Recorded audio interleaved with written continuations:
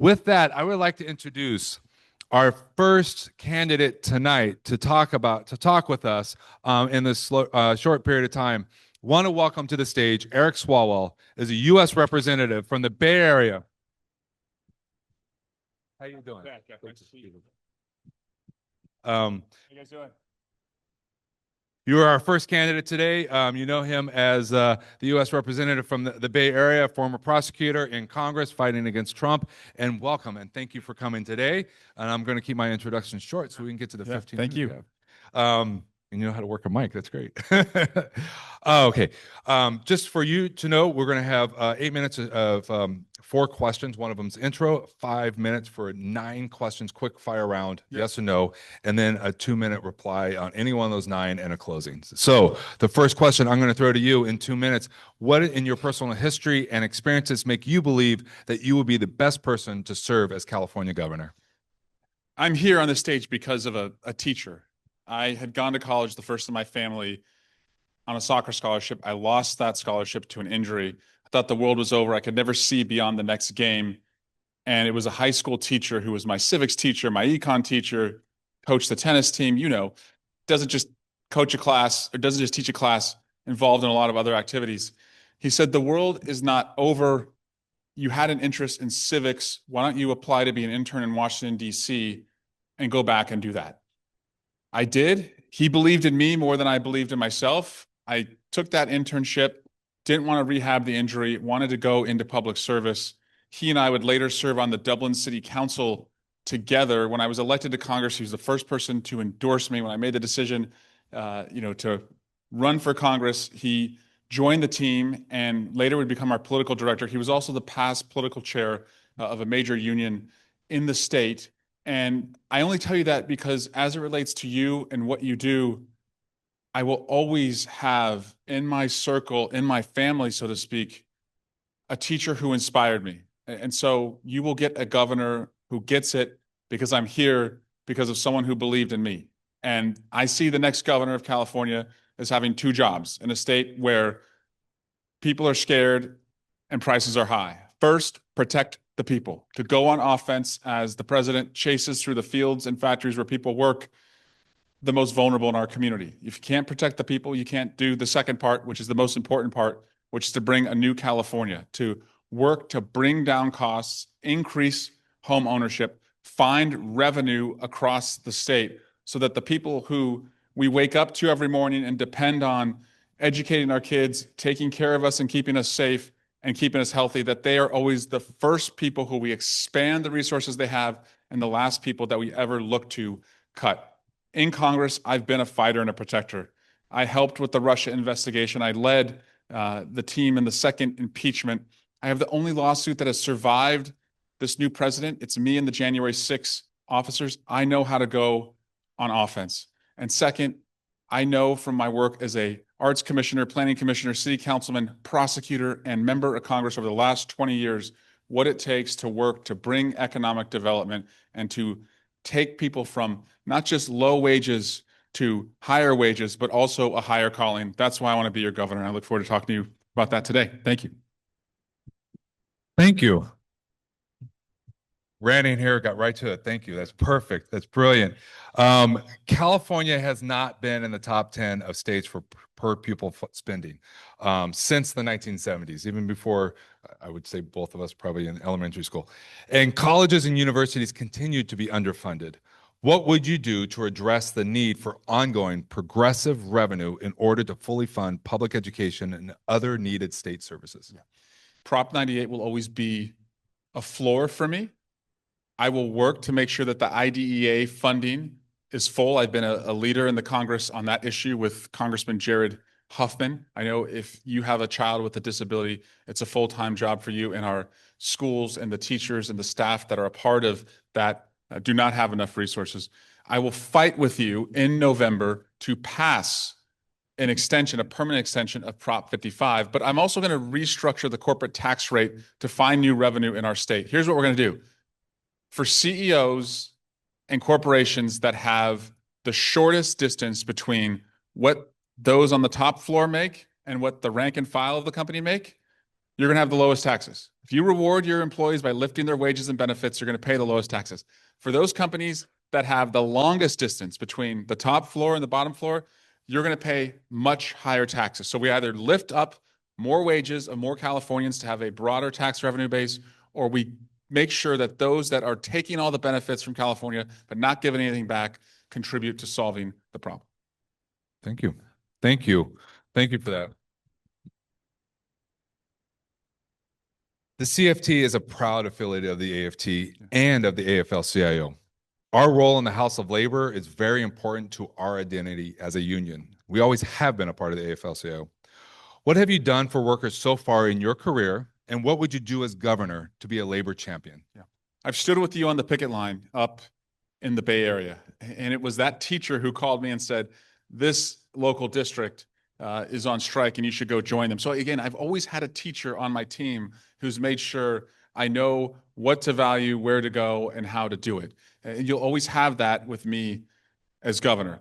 I wrote legislation in Congress to create a first-time home buyers program for teachers.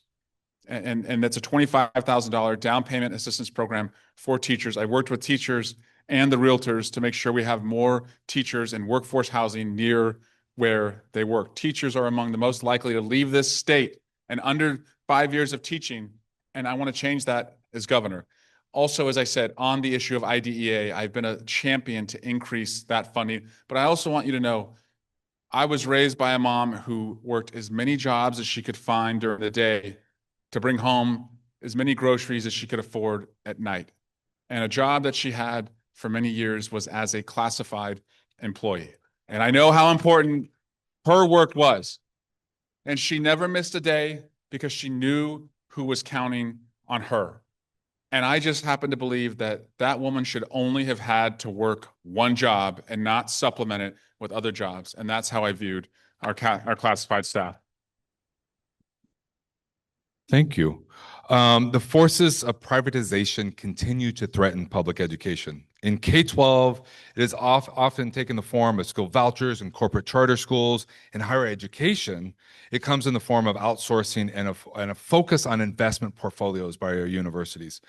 How would you address these issues to be a defender of public education, to make it accountable, accessible, and more affordable for every Californian? Yeah. Well, I oppose vouchers. I will hold the charter schools to the same standards, transparency that public schools are held to. And that's always been my position in elected office. And I will make sure that California, the fourth largest economy in the world with some of the largest pension funds in the world, that those funds are focused on investing in solving the problems of California. Like if we're not investing in bringing down the cost of housing in California, like what are we doing?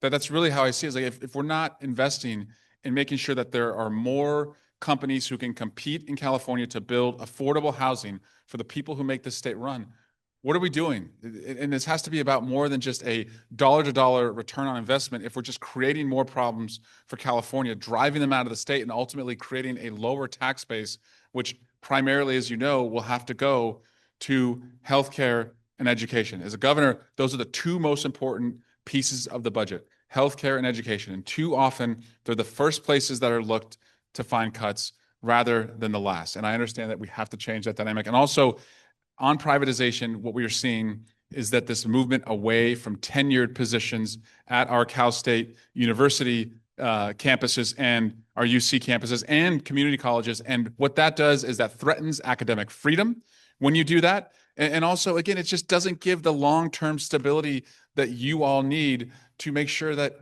you can take your first job, have your first kid, buy your first home in the same decade, which is the way I'm looking at this. Is that has to be the California promise. That has to start with one of the largest workforces in our state, our teachers. Thank you.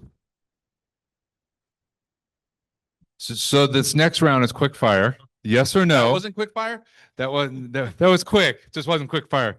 So yes or no answers. You're an attorney, right? So this is just like the court. You've already answered some of them, so it should be pretty easy. And then at the end, you'll have about 2-3 minutes to reply to any one of those if you want to expand and close. Okay, here we go. First time too. Would you work with CFT to defend educators and students against the encroachment of artificial intelligence? Yes, but I will take a parent first approach. Like I get this as a parent, so yeah. Yes. Yeah. Gotcha. Will you defend educators and students from attacks from groups like Moms for Liberty? Yes. Do you believe that the Superintendent of Public Instruction, the SBI, is an independently elected constitutional officer, should retain control of the Department of Education? Yes. Will you fight to protect academic freedom, especially at our colleges and universities where the Trump administration has attacked these fundamental rights? Yes. Do you support unemployment insurance for striking workers? Yes. If you are not polling in the top 5 of all candidates from any party by the filing deadline, will you drop out of the race? My wife will make me. That's a yes. Do you believe in a healthcare system that covers everyone along the lines of single payer or Medicare for all? Yes. Will you defend speed round. Will you defend California's status as a sanctuary state and a place as welcoming to all immigrants? Always.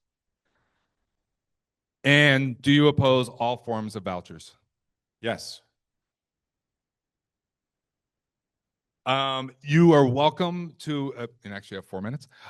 You're welcome to respond to any one of those, to backfill any one of those questions and to close.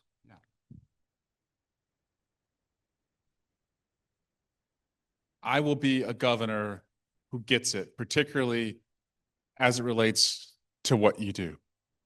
And I mentioned earlier that I'll take a parent-first approach. And what I mean by that is, of all the candidates in this field, I think I have the widest aperture of what Californians are experiencing. I'm 45. I'm still paying off my student loan debt. My wife works full-time. We have 3 little kids, 8, 7, and 4. By the way, my daughter told me the other day, Daddy, I hope you lose, because she doesn't want to move. That's just like how she's looking at this. And I have a father who's 79, who has his own health issues that I am managing, is the oldest of 4 boys. And so I see almost every possible scenario in life that Californians can find themselves in.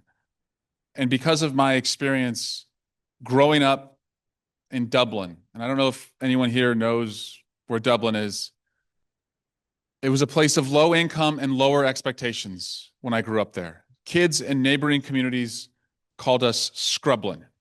There was a lot of wealth around us. There was not a lot of wealth in Dublin. And I hated it, and I carried it like a chip on my shoulder. And frankly, I wanted to get out of there. That's why I took a soccer scholarship that took me to the East Coast and then stayed there for law school. But when that teacher called me, Mr. Sobrani, Tim Sobrani, and said, it's time to come home, your city's in Renaissance, I leapt at the opportunity. And I came home, took a job as a prosecutor in Oakland.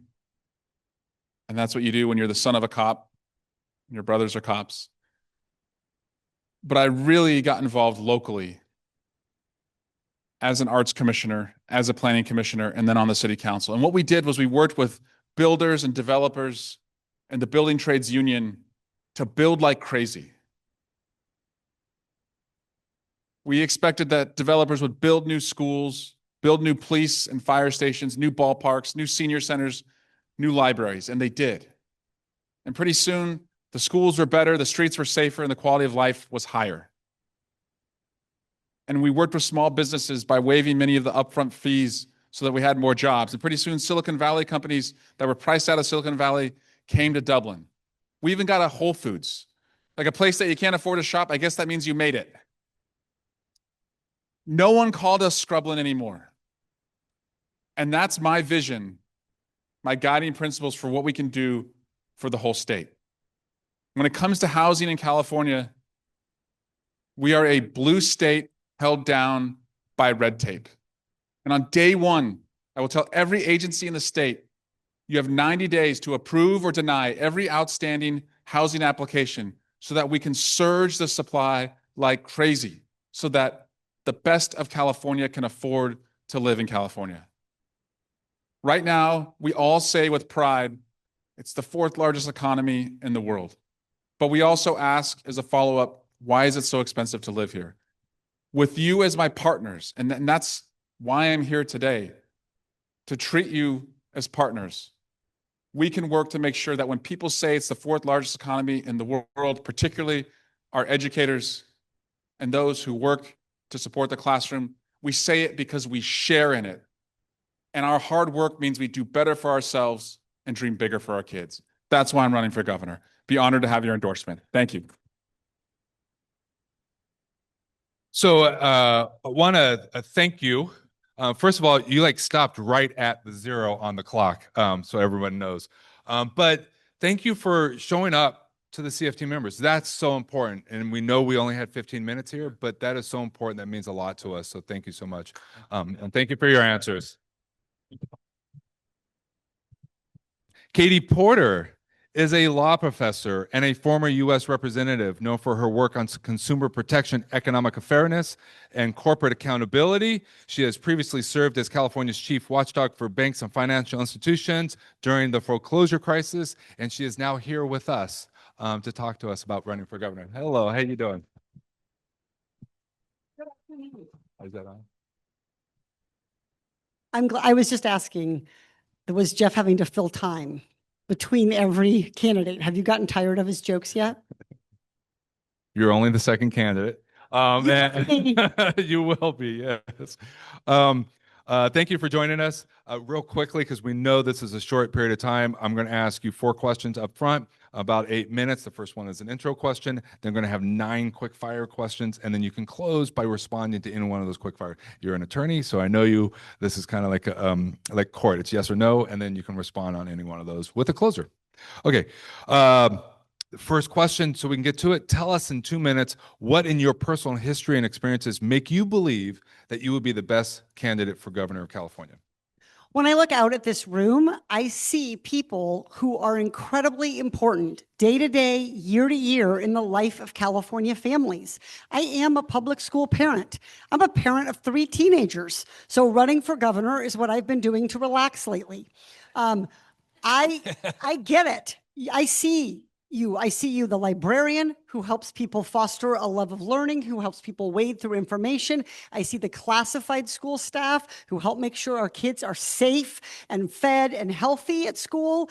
I see the educator who is tackling more and more challenges with mental health, with diversity, with lack of funding in our education system. I see our community college faculty, and I get to see your work product most immediately when those students transfer to the University of California, Irvine.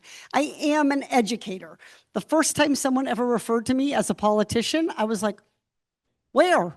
Because I am a professor. That is my background. That whiteboard didn't arrive in Congress by magic. It was because I was used to using it day in, day out. I am running for Congress for a better future. And I think for CFT, which is a union who's made up of people whose work, whose life, and whose passion is about a better future for California families, you are looking forward, and you deserve a partner who's going to look forward with you and believe that California's future will be better. We are not going to get there without bringing down the cost of living and making it possible for the people who support that next generation to live in the communities where they do that work. We cannot just nibble around the edges of affordability. Housing is the biggest building block for most families, and childcare and elder care come next. So we have got to tackle these big building blocks. That's not about giving you enough money to get a latte. That is about giving you enough money to start an extra retirement savings, the ability to save for a down payment. That's my economic vision for California. Affordability is not new to me. This is my life's work. I got my start in public service running the foreclosure prevention and eviction program under then Attorney General Kamala Harris. So I have spent my career working on how hard it is for families, including people who California really counts on, like our educators and education service professionals, to make ends meet. Speaking of funding and affordability, California hasn't been in the top 10 of states for per pupils funding since the 1970s, and colleges and universities continue to be underfunded. What would you do to address the need for ongoing progressive revenue in order to fully fund public education and other needed state services? So first and foremost, we need to renew Prop 55, make sure that we are keeping that as the floor. That is not the ceiling. I want to be dead clear about this, but that is the floor, and we have to get that across the finish line. And then we need to begin thinking about how are we going to find sustainable revenue to be able to make the investments we need to. That is everything from recognizing that we have bigger challenges in the classroom than other states. When we are not in the top 10, we are benchmarking ourselves to states who do not enjoy the diversity that we enjoy, do not enjoy some of the challenges that we face, and do not face some of the painful things that California faces, including a history of deep inequality, a history of racism, a history of discrimination. That is the stone cold reality in California. So it is going to take more. It is not going to be enough to limp in at number 9. We need to really think about, what do kids need? That's the touchstone. That may put us at number 1. It may put us at number 7. I do not know. But there are other areas that support our kids where we are dead last. Let me give you one. School buses to get our kids to school on time. Every day when I drop my daughter off in 8th grade, it's a banger of a way to start a day, let me tell you. When I drop my daughter off in 8th grade, I see her teachers standing there in the rain, in the cold, and they are directing traffic rather than preparing to teach. So there are a lot of ways that we can begin to support families. With regard to higher education, I salute Gavin on the California Promise. I think it is incredibly important, but we need to do better. So my proposal on that is 2 free years of UC or CSU so that we can get kids all the way to that diploma without their parents having to pay for tuition. And we do have the revenue and the ability to do it. Right now, we are parsing so many different programs and piecing it together that it wouldn't really cost that much more to just make it available for all. And we know, including from lessons I've seen firsthand at the federal level and universal school meals right here in California, when we make things universal, they politically stick. So it's not about saying who deserves what, it's saying about what we all deserve. Thank you. As you know, CFT is a proud affiliate of the AFT on Oliver PA, and the AFL-CIO. Our role in the House of Labor is so important to our identity as a union. We have always been a part of the AFL-CIO. What have you done for workers so far in your career, and what would you do as governor to be a labor champion? I ran in Orange County, flipping a Republican-held seat. That seat had been held by a Republican for 70 years when I ran. And I didn't run as a moderate, as someone who was willing to get elected on corporate cash and turn their back on the families that sent them. I ran as a progressive, and I lived those values in Congress again and again, standing with workers who stepped up to blow the whistle on their employers when they cheated them on safety or when they cheated patients on safety, for example. I have been on picket lines. I have been in conversation with workers, not just on the campaign trail, but in my everyday life.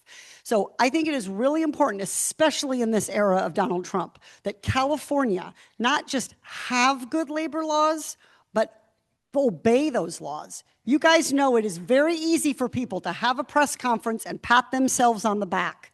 I'm not interested in what it says on paper. I am interested in what happens in people's lives. So this is going to mean a different culture and different level of funding, for example, at OSHA, to keep people safe in their workplace with heat and extreme temperatures. This is going to mean a different level of engagement, perhaps a California equivalent of the NLRB, to help people get to union contracts. When we see companies recognize a union and not ever get to a contract, let's call that what it is, union busting. Thank you. Thank you for that support. The forces of privatization, speaking of, continue to threaten public education. In K-12, it is about school vouchers and corporate charter schools, and higher education, as you know, comes from outsourcing and those universities and colleges focused on investment portfolios instead of the teaching. How would you address these issues and be a defender of public education that is truly accountable, accessible, and affordable for every California student? So I think this is why I mentioned that I am a public school parent. That is a value choice, and it is a choice that every candidate gets to make, And it's a chance to show who you are and what you care about at the most personal, the most intimate level. So I am proud that my kids are public school kids. I am proud to have taught at, I think this is my, UC Irvine, I've been there 15 years. I think this is my 7th public university where I have worked. So I do not take money from people who promote charter schools. I know who they are, and so do you. Those are not checks I've ever reached out to, and they're not checks I'm willing to cash. So it is really, really important that we live our values. I do not take corporate campaign contributions. I don't have the ability to self-fund my campaign. I drive a minivan with 174,000 miles on it. But I do have the ability to show who I'm going to fight for by how I fund my campaign. So I see the pernicious effects of private equity. I see the effects of contracting out. And in Congress, I did questioning. I didn't even need a whiteboard for this one about contracting out. It does not save money. Do you know what it does do? Make money for some big corporation. But as a taxpayer, I am interested in the very best product at the very best price, and that comes through investing in our public employees, including in our schools. So I think there is a real difference here on the candidates about how they've lived their values. I am proud of what I have done, but we need to be unapologetic about this. Our solution forward, especially when our democracy is fracturing, is to bring families and people together in a public education system. That's not just about education. That is about democracy, which is the bedrock of education. And each of you, as an educator, as an education service professional, as a librarian, you are guardians of democracy. That is something that no private charter school can say. So just noticing the time. Passionate about that. Thank you. So we're going to go through the quick fire, yes or no, and then I'll give you a 2-minute closer to respond to any one of those and then to close. So real quick, do you believe in a healthcare system that covers everyone along the lines of single payer or Medicare for all? Yes. Will you, thank you, people. Will you fight to protect academic freedom, especially at our colleges and universities where the Trump administration has attacked these fundamental rights? Yes. If you are not polling in the top 5 of all candidates from any party by the filing deadline, will you drop out of the race? Yes. I got a classroom to get back to. Do you believe that the Superintendent of Public Instructions, the SPI, as an independently elected constitutional officer, should retain control of the Department of Education? Yes. Would you work with CFT to defend educators and students against the encroachment of artificial intelligence? Yes. Will you defend California's status as a sanctuary state and a place that is welcome to all immigrants? Hell yes. Do you support unemployment insurance for striking workers? Yes. Do you oppose all forms of vouchers? Yes. Will you defend educators and students from attacks from groups like Moms for Liberty? Yes. Thank you for the quick round. The rest of the time is yours. Those were some amazing issues, and I'm going to pick up on 2, if I may. Academic freedom and AI. And I want to talk a little bit about how I see these things actually collapsing and impeding upon each other. First, you mentioned academic freedom, particularly at universities. I'm on a campus, and I am in the meetings and discussions about whether we can or cannot continue to live our values around diversity, around democracy, around the rule of law. In a law school, we are having those conversations. But I also see what is happening in my kids' classrooms as early as elementary school, where teachers are facing, educators are facing pressure from parents and from the community to move away from what is truly an education, the ability to critically think, the ability to understand our history, the willingness to think differently and to ask why and what could be, not just what was. My daughter's 8th grade, I guess it was my son's 8th grade teacher told me that I went to parent night and they said, we're going to be talking about the Constitution this year. And she said, but don't worry, I'm not going to put values in it. The Constitution has values. But I know what that teacher meant. That was a veteran educator, and I know what she meant, and I know the kinds of pressure sitting in Orange County that she faces. I used to represent Huntington Beach. I know a thing or two about Moms for Liberty. How does AI fit into this? Look who controls that AI. Look at the ability of AI to infiltrate, to penetrate, to overlap, to overtake our ability to teach critical thinking. This is already an issue. People think AI is coming to classrooms. You know that it is already there. We do not have years to grapple with AI. We have weeks to begin to think about how this is going to affect our educational system. For me, the ability to have guardrails around AI, the ability to think about what is truly best to educate people and empower them in a democracy, AI and its pernicious influence has to be part of that conversation. So I'll just say I see those two things as incredibly important. They're forward-looking issues, and they are wedded together. Big tech does not want you to teach some things. That is going to infiltrate the answers and how AI gives out. And we only have to look at the rise of authoritarianism and the tools of authoritarianism around the world to understand the challenges we face in this moment. The United States of America is looking for California to lead. We are the nation's largest democracy. We are this nation's largest unionized workforce.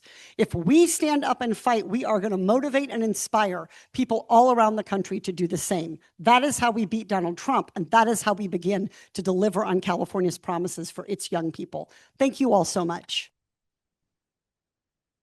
So we have the California's state superintendent of public instruction with us today, Tony Thurmond. He's going to come up. Leads the nation's largest public education system in the country. Former state legislator, a former school board member, a former city council member, a former social worker, always a social worker, and always an educator. Please come up on stage, Tony Thurmond.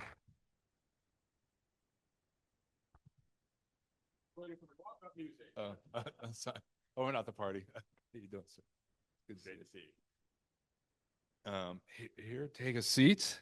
So as you are sitting, just going to give you a little bit of the forum.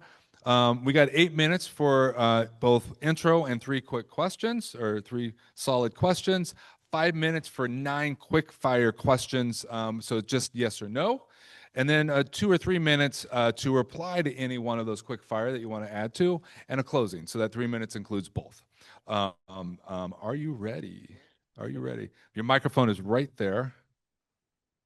So not to take up any more of your time, tell us in 2 minutes what in your personal history and experience makes you believe that you will be the best person to be our California governor. Thank you. Good afternoon. It's on.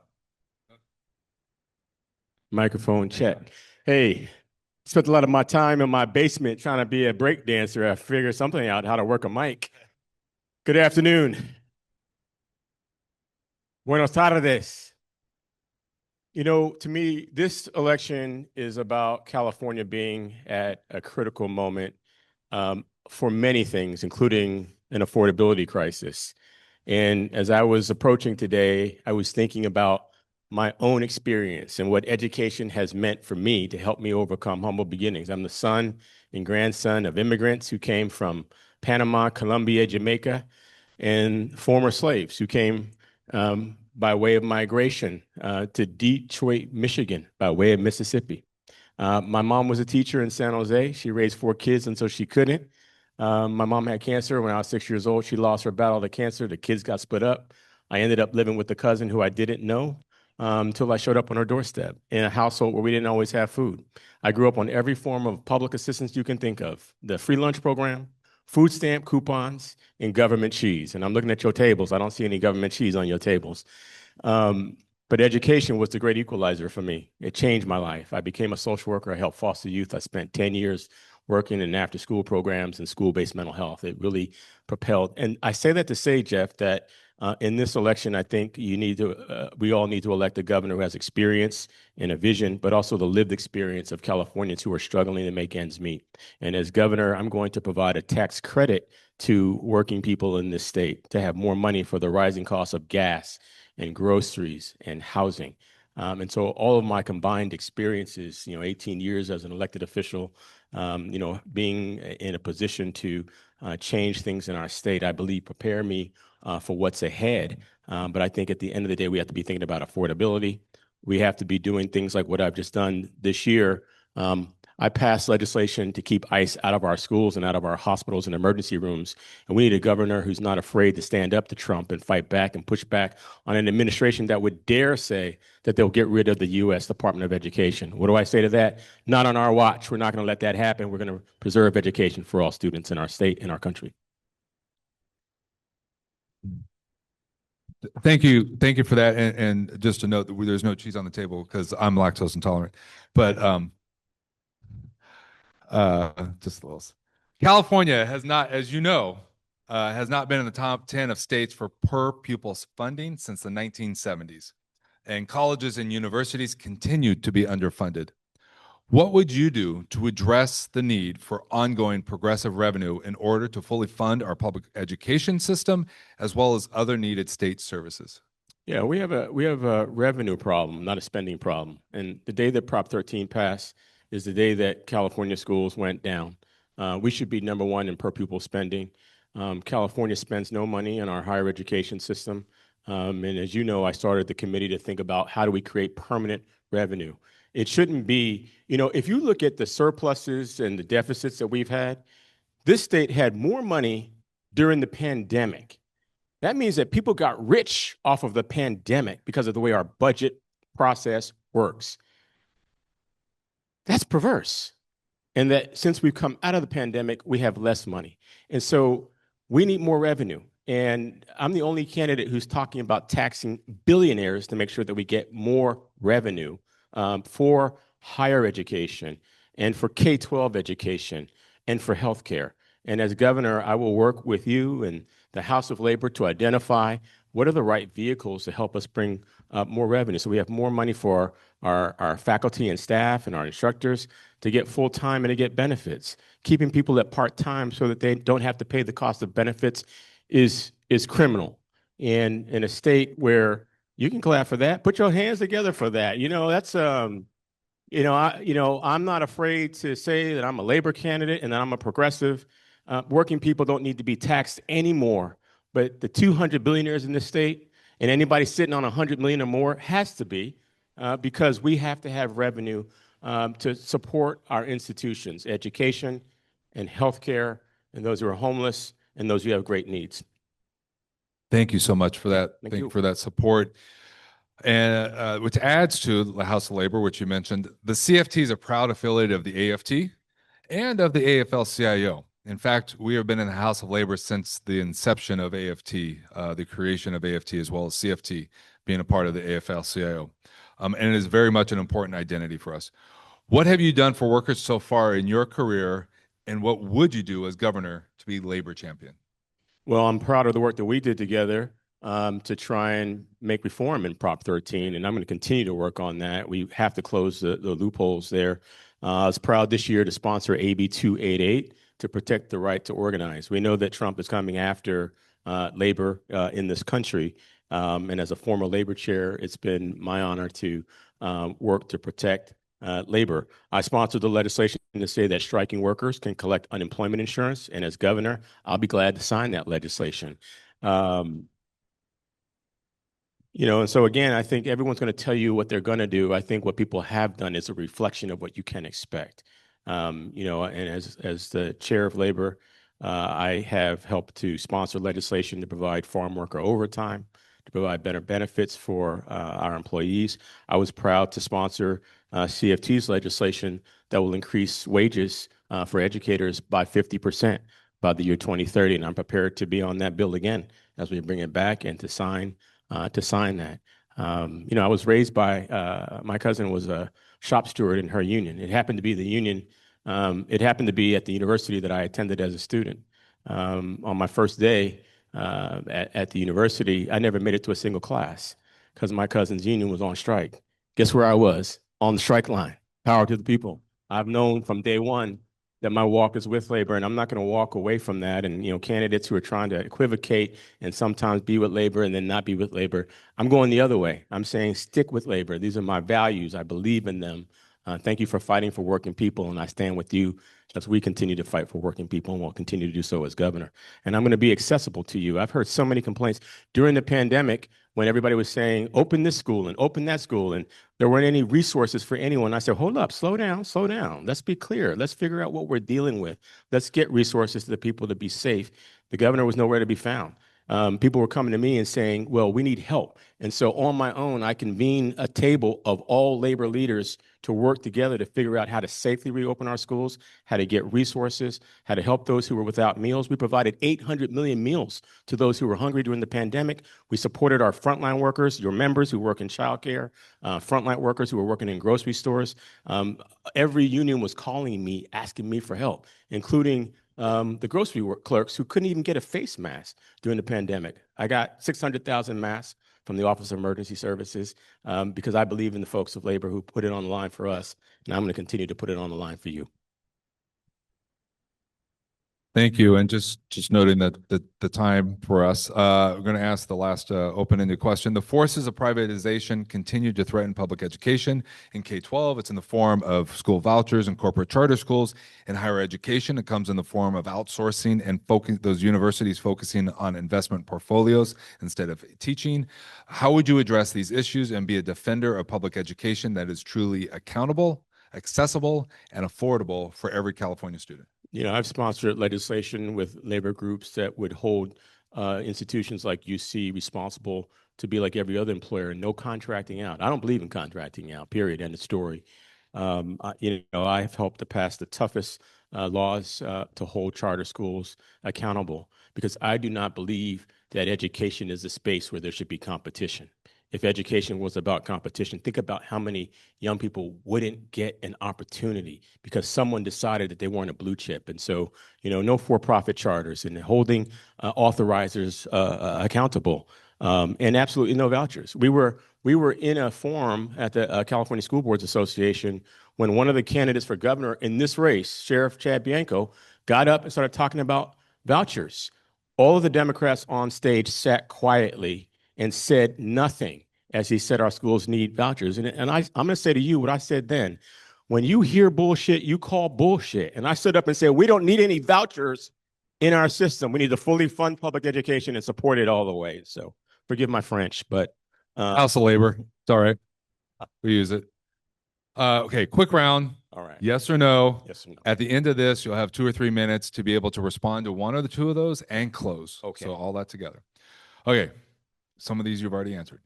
Do you believe that the Superintendent of Public Instruction, the SPI, as an independently elected constitutional officer, should retain the control of the Department of Education? Yes.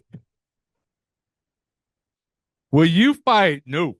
Will you fight to protect academic freedom, especially at our colleges and universities where the Trump administration has attacked these fundamental rights? Yes. Would you work with CFT to defend educators and students against the encroachment of artificial intelligence? Yes.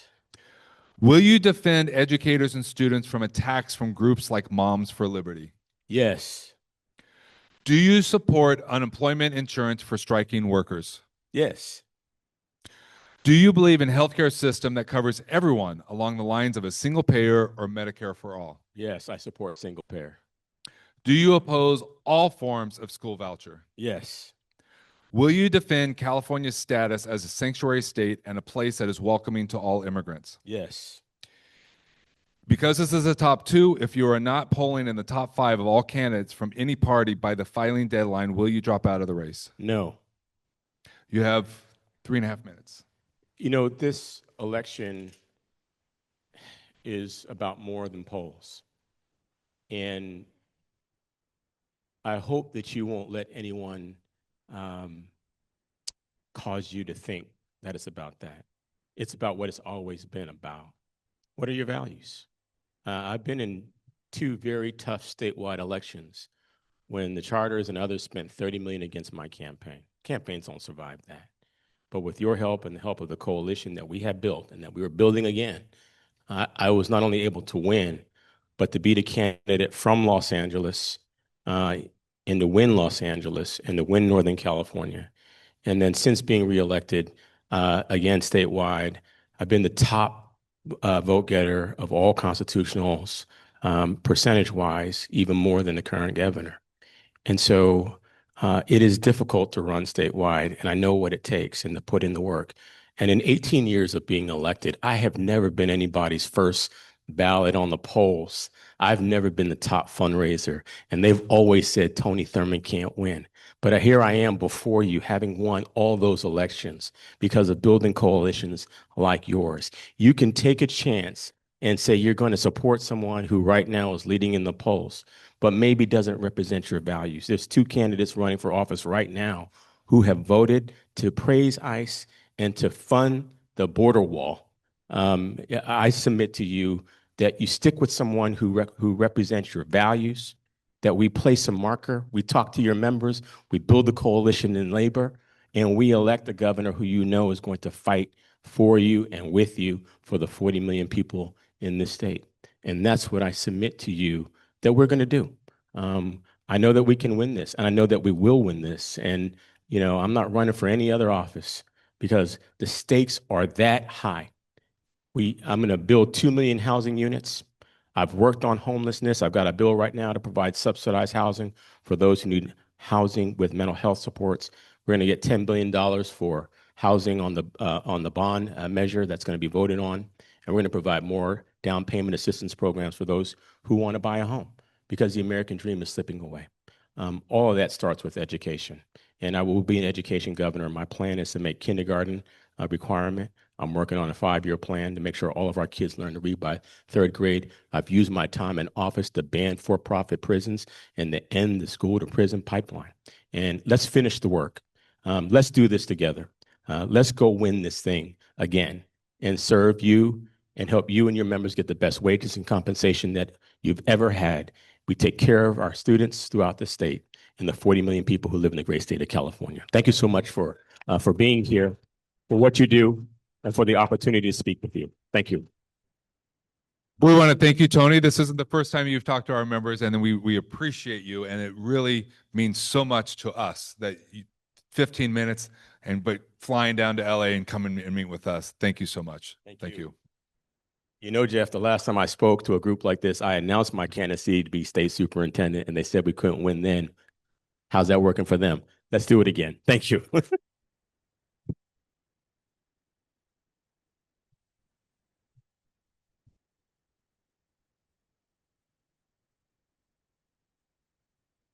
Speakers or candidates, I should say. We have the next candidate in the room already. We'll go ahead and proceed forward. I won't do my normal ad. We have Tom Steyer as an investor, philanthropist, and climate activist who founded Next Gen America to promote environmental action and civic engagement. So want to welcome Tom Steyer. How you doing? This isn't the first time, just like Tony, that Tom has spoken to us. He was at our convention in 2012, I think. Was it that long ago? Maybe 2015. Anyways, I forget the year. We've been around together for a while. So to let you know what the format is, we have 4 questions up front, about 8 minutes. One of them is an intro, self-intro. And then we're going to do a quick round, about 5 minutes. There are 9 questions, yes or no. It's just like court. And then you can close and respond to any one of those quick round answers that you want, and close as well at the end. So about 3 minutes for that. And it's all spelled out right here if you want. So we'll get started right away with the first one. Tell us in 2 minutes, what in your personal history and experience makes you believe that you will be the best California governor? So I come from a family that believes in service. My mom was a teacher in the New York public schools. My dad was a Navy vet. I came out here to go to school. I started a business. It worked out well. And 14 years ago, I walked away from it to do service because honestly, that's what my family believes in and values. And what that has looked like to a very large extent over the last 14 years is a willingness to take on corporate special interests on behalf of working families across California. What does that mean? We took on the oil companies who had never been beaten to stand up for cap and trade, which has brought tens of billions of dollars into California, disproportionately for poor communities, and we won almost 70% of the vote when no one thought we could even win. We took on out-of-state companies that were gaming the state income tax for billions of dollars a year. We beat them, and that money went to fix up schools in California. And together with unions, particularly the SEIU, we took on the tobacco companies, passed a tax that brings in billions of dollars for healthcare in the state of California.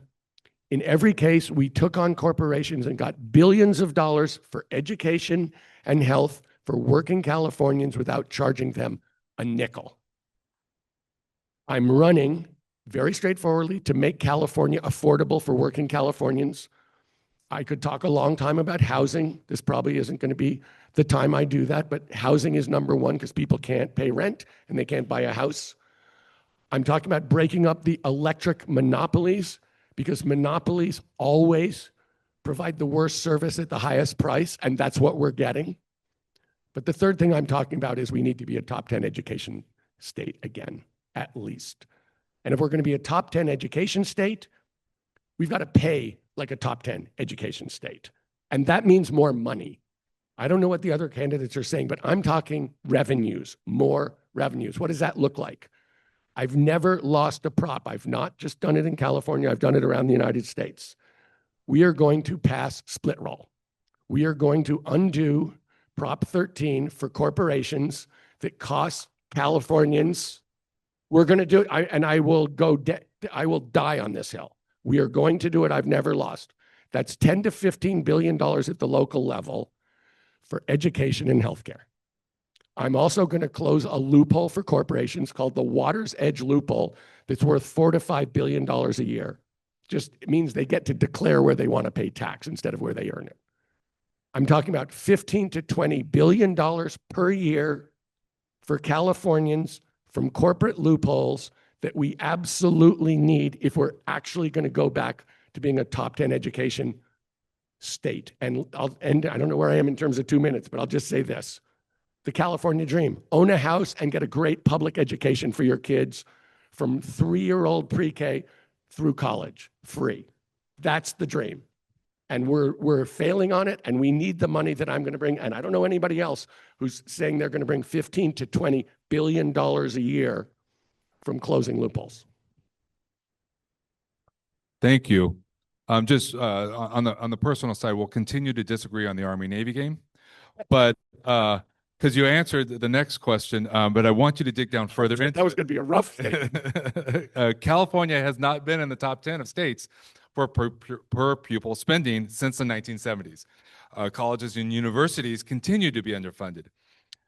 You kind of already answered this, but expand on it. What would you do to address the need for ongoing progressive revenue in order to fully fund public education and other needed state services? Look, I talked about 2 loopholes that I believe I uniquely can close and bring the money to this state. I want to say something. I have a fertile imagination. There is a lot of money in this state. We are the richest state by far, per capita or in total, in the United States. We also have the most inequality and the highest percentage of people living in poverty. I have no qualms about taxing rich people. I have no qualms about going after the biggest corporations in the world. I am running for what I describe as shared prosperity, that we're going to be prosperous, we're going to succeed, we're going to be entrepreneurial, and we're leaving no one behind. And that's going to take money to provide the services that Californians need and deserve. So just so you know, I know it starts with revenues. It doesn't end with revenues. There's a huge amount of values in here. And I want to say to you guys specifically, I'm a believer in partnership. I want to agree on where we're trying to go, and then I want to work together and listen to people who've been in the classroom for 25 years. I have not. I want to have partners who are deeply knowledgeable, deeply experienced, so that we're not just talking about what we're going to do, but we're going to do it in a smart way based on tons of experience, shared values, and a willingness to actually get it done. Thank you. Thank you. The CFT is a proud affiliate of the AFT and of the AFL-CIO. We have been since our inception. We value our House of Labor hat. What have you done for workers so far in your career, and what would you do to be a governor that is a labor champion? So in every one of those propositions, my partners were unions, every one of them. But let me say, I also started something to elect union-friendly candidates called For Our Future that was nationwide. And my first partner was the AFT. And we worked on that for years together. My wife and I started a nonprofit community bank, starting in Oakland, but trying to go to every poor community, urban and rural in California. It's several $billion. There are 4 union banks in the United States. It is one of them. The other 3, I believe, were started by unions. We chose to have our workers have the right to organize because we believe in it. And it's really unique if you think about that. I was endorsed by the School Employees Association of California because we had gone back with them to work on free breakfast and lunch over a decade in the schools, trying to make sure that kids got healthy food and they got free food. And that is something that a whole bunch of states have followed California on, but that is something where we worked really hard with them to try and make sure, and it took a lot of work to get it done. I could keep going on, but basically, I'm for working people. And working people need to be represented, and working people need to be organized. And we're in a state where standing up for them is critical, understanding that it has to work through unions, both for union members and for all the other workers. So I have no qualms about this, about where I'm coming out. I have no second thoughts. So I have a long history of working with unions, to be honest. Thank you. Thank you. As we said, we invited you to our convention because of that work. The forces of privatization continue to threaten public education. In K-12, we're talking school vouchers and corporate charter schools. In higher education, it comes from outsourcing and a focus on the universities are focused on investment portfolios instead of actually educating. How would you address these issues and be a defender of a public education that is truly accountable, accessible, and affordable for every California student? So I've said I want us to go back to at least being a top 10 education state. That can only be done through the public schools. Public schools are educate 90% of the kids, and it can only be done through the teachers. The idea that there's any other route to educational excellence in the state of California is completely illogical. So I'm 100% behind the idea that we're working through the public school system with the teachers to come up with the answers to get us to the place we want to go. So when we think, let's talk, I'm just against vouchers, full stop. I think in terms of charter schools, they should be measured up against the local public schools. If they don't measure up, there's no reason for them to exist. There's some schools where people are pouring in tons of money. Look, I understand how it draws away from, I know it's not the same as a public school. I know that in many ways it draws away from the public school. I think it's going to be hard for us to get rid of a bunch of those schools where people are pouring in their own private money on top of the public money, but they should be measured, and if they're not measuring up, they should go away. The answer for us is going to be community schools. I'm very, very excited about what that can look like. And I'm very, very committed to the school being, an incredible focus for the whole community and standing up. So I feel the same way about higher education. The California dream is about your kids being able to get a great free education. And that's going to take some money. And I'm talking about bringing revenues. And I'm going to keep talking about bringing revenues because that is the dream. And look at, I have some friends who go like, teachers are, how well paid are they? I'm like, are they so well paid that it's really hard to attract teachers? Is that really what's going on? They're too well paid? So I, of course, know that there's an issue about pay. I know there's an issue about benefits. I know all those things. They all come back to money at some level, you guys. And I want to make sure that we have enough money to answer the ratio questions, to answer all those questions about how we pay people, how we support people. You know, if we can raise enough money, we can answer those questions much more easily than if we don't, or if we're fighting over every penny. Thank you. Thank you so much. So we're in the quick fire round. Yes or no question. Yes or no. At the end, you will be able to respond to any one of those and close. So just yes or no, just like court or TV. Do you support unemployment insurance for striking workers? Yes. Will you defend California's status as a sanctuary state and a place that is welcoming to all immigrants? Yes. Would you work with CFT to defend educators and students against the encroachment of artificial intelligence? Absolutely. If you are not polling in the top 5 of all candidates from any party by the filing deadline, will you drop out of the race? Guys, I'm self-funding. Yes. Okay. Do you believe that the superintendent of public instruction, the SBI, as an independently elected constitutional officer, should retain control of the Department of Education? I don't know.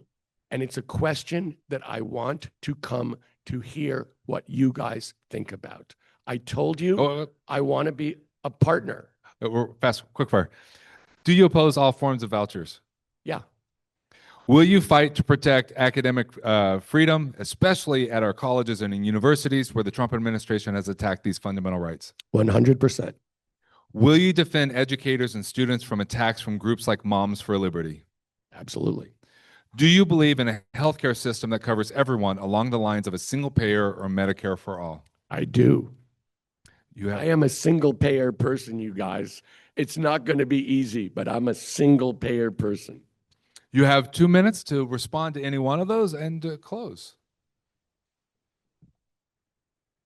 So when I'm looking at what's going on in California, we are obviously under a lot of threat. And we're under a lot of threat, strangely, from Washington, D.C. And we're already in a tough enough situation. So to a very large extent, I think we're going to the way that we're going to win this fight within California, within the United States of America, and more broadly, is to actually have some vision of what we're trying to accomplish together. And I was talking to you about what I would like to be accomplish in terms of education in the state of California, what I hope that we share together in terms of what we're trying to accomplish in education in the state of California. But more broadly, California has to succeed. People have to be able to afford a house. People have to be able to afford insurance, electricity, healthcare, food. And that's not true now. But this is also a very, very rich state. And we're going to have to create the framework where these things can happen. A lot of it is about money, you guys. I feel like I can talk money with the best of them.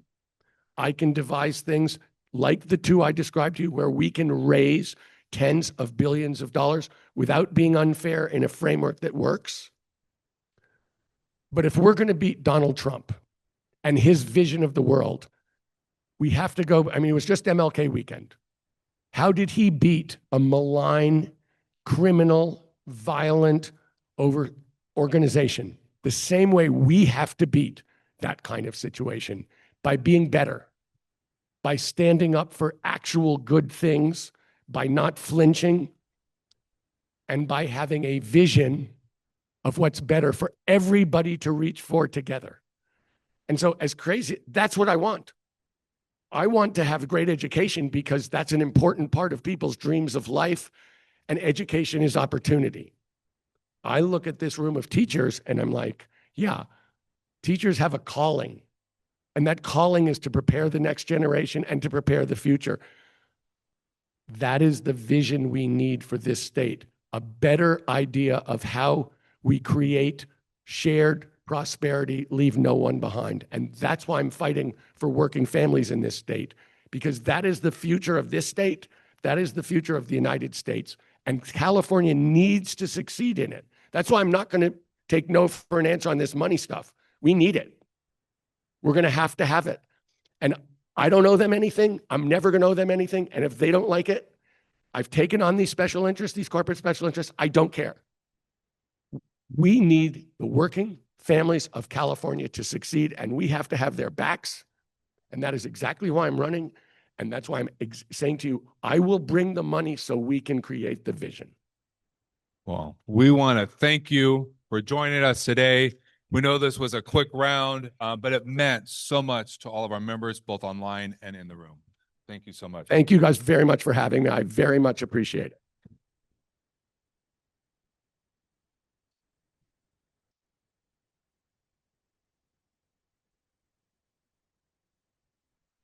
So the next candidate, you may recognize the next candidate as well, is Javier Becerra, served as the U.S. Secretary of Health and Human Services, previously as California's AG. His career includes decades of public service focused on healthcare access, consumer protection, and civil rights. Please welcome Javier Becerra.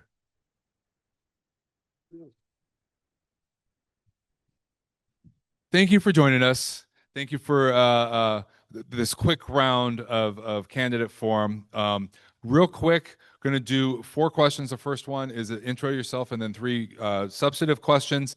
That's 8 minutes. And then we're going to do 5 minutes of 9 quick fire, which are yes or no. And then closing, you can reply to any one of those, and I'll remind you to any one of those, and a close. So just to get you up and started, tell us 2 minutes what in your personal history and experience makes you believe you're the best candidate to be governor of California. Governor of California. So first, thanks to all of you for the work you do, for hanging in there. By the way, thanks for surviving COVID and helping us pull out of it. And thank you for the work you're doing to try to help our kids get back to where they should be. I was one of those kids. I'm a public school kid. I am the son of immigrants. I am the first in my family to have a chance to step into a college classroom. I am a son of a union home. My dad was a laborer in the laborers union. I too am a former laborer in Local 185. My dad and I served up in Sacramento. Entire career, public service. AG's office when I was a deputy attorney general. Then I became the assembly member, then became a member of Congress, had the good fortune to move on to become the attorney general for the state when Donald Trump was president, and then became the cabinet secretary for President Biden as the secretary for health and human services. It is my life intentionally. I could have, after I left Stanford Law School, gone and made some good money in corporate law, but I started working in legal services, representing folks who are mentally ill in Massachusetts. I love this because I'm getting to pay back for everything that was done for me. And I hope that you all can continue because I had a chance to have that kind of a future because of you. But the problem is this: a construction worker and clerical worker that my parents today, tell me if you think that they can figure out how to buy a house, send their 3, 4 kids, my 3 sisters and I, to college or through the military, and then retire, not in Idaho or Arizona, but here in California, in dignity. My parents did that. Want to know why I'm running for governor? Because I don't think I should be the last of the people who benefits from that California promise. It is tough. And right now we're in crazy times. This is no ordinary time in California, and we need somebody who knows how to tackle the affordability crisis, who knows how to run a large government enterprise. Nobody in this campaign is running an enterprise, public enterprise as large as I. In fact, Gavin Newsom hasn't run a public enterprise as large as I. The state of California's budget, $325 billion. I could put 5 California budgets in my budget at HHS. That's how big it is. And I balanced it 4 years in a row. And so when it comes time to figure out that plane in turbulent times, how we're going to land it, I think we want someone in the cockpit who knows how to land the plane. I've had to land the plane. And I hope I can urge you to be there with me as I become the next governor of California. Well, thank you. Thank you for that. I know you were there when the WEP GPO was signed as well. So thank you for that.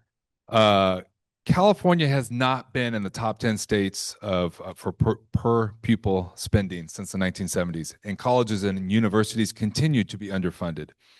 What would you do to address the need for ongoing progressive revenue in order to fully fund public education and other needed state services. Yeah, so you're right, because we can't continue to rely on Prop 98 as the basis for all the support that we need. So there will have to be progressive revenue. I believe we're going to get that revenue from the passive income play, because right now, the reason billionaires pay less in effective tax rates than you do is because most of their income doesn't come from a salary. It comes from investments. And we tax investments about half of what you get taxed. And it's time for us to tax those investments at a higher rate so we can then collect some revenues. I don't think that it's going to be that difficult, because I see that wealthier Californians can read the writing on the wall. We do have over 200 billionaires in this state. They are not paying their fair share. I am not supporting that initiative that SEIU is trying to put on the ballot, because I don't think it's going to work. I think it'll get stuck in the courts longer than we'll have a chance to collect the revenue. What we need is a stable, not a one-time source. We need a stable, progressive source of revenue. We will get it, and you can get it through passive income. The reason I'm telling you this is because for 20 years, I was on the Ways and Means Committee in Congress, which is a tax writing committee. I did tax policy for 20 years. And so I'm not telling this to you just because I need your vote. I'm telling you this because I actually did tax policy and know how the tax systems work. Thank you so much. Thank you for that. The CFT is a proud affiliate of the AFT and of the AFL-CIO. The AFT as well as CFT has been a part of the AFL-CIO since the very beginning. Our role in the House of Labor is so important to us as our identity. What have you done for workers so far in your career, and what would you do as governor to be a labor champion? So I can tell you that while I was secretary at HHS over the last 4 years, well, don't count this last one when RFK has been the secretary, but when I was secretary, I started a new union. Look it up, the United Fellows of NIH. For the first time in history, postdoctorate fellows who work at the National Institutes of Health, they're the researchers, but they're the newest researchers. They're called fellows because they're not fully, you know about this, when they're not tenured. They are workers at NIH, but they're not considered fully tenured because they're there as fellows. They wanted to organize. NIH had been opposing that for the longest time. I finally said to them, why are we opposing? He said, well, no one recognizes fellows as full-time. I said, why not? When they couldn't give me a good reason, I said, if they want to come together, we should work with them. Today, some 6,000 plus fellows, postdoctorate fellows at NIH are unionized. By the way, we struck the deal on that CBA in January of 2025, 2 weeks before Donald Trump came in. Second thing I did, go talk to your brothers and sisters at the National Treasury Employees Union. About 18,000 of them work at HHS. It'd been about a decade. When I got in, it'd been about a decade since they had a union, a collective bargaining agreement. I told my team again, what the heck is going on? Within about a year and a half, we had struck the deal. They are unionized. And now Donald Trump has to face the union, not just get rid of folks at HHS. So that's what I did at HHS. You remember the work I did on Janus when Trump came after your ability to collect dues and pay your benefits through the payments you receive from the government. Trump wanted to stop that because he knew it would make it tough for you to organize people. If they couldn't get the dues, you can easily get the dues paid. We went out and I tried to defend that. We lost that against the Supreme Court, but I was there. And the final thing I'll say is this. How many of you are aware of the California rule? The California rule is the rule in our state that protects pensions as contracts. I think he's been one of the greatest governors. Jerry Brown wanted to change the rule. Remember during PEPRA and all that stuff? Okay, we didn't have money. He needed to balance the budget. What did he want to do? He wanted to say, we're going to tweak pensions so long-term they don't cost as much, right? Little tweaks. To you, they're big because you have for years and years, you're going to be getting less. So he asked me, we went to court. He asked me, I'm the attorney general. He said, I need you to defend my position that we can tweak these. And I said, Governor, there's something called the California rule, which says a pension is a contract. Management wants to tweak it. You got to negotiate that and give something in return. Otherwise, You can't just unilaterally change your contract. He said, no, I don't want it. I don't want that to be the position. I said, I cannot take your position. The AG's office, which defends the governor and the state of California, we stayed out of that. In fact, when the Supreme Court asked our position, we said the California rule requires us to treat this as a contract. Jerry Brown lost. The Supreme Court essentially adopted the position I took, which is a pension is a contract. You want to know what I do for you? I fight for you, even though I don't go out there and publicly poke my head out and say and bang my chest that I did this for you. Thank you so much. Thank you for, I do remember those days. The forces of privatization continue to threaten public education. In K-12, that looks like school vouchers, as well as corporate charter schools. In higher education, it comes at outsourcing and where the universities focus on investment portfolios instead of education. How would you address these issues and be a defender of public education that is truly accountable, accessible, and affordable for every California student? Public taxpayer dollars belong in public institutions, period. Charter schools, they're there, they're around, but they should be considered public institutions. So they should be run by a public entity, not by some private source, because otherwise what we're simply doing is giving private individuals or entities public dollars to do that work without the oversight, without the regulations, without the protections that we see in the public sector. And so that to me is unviable.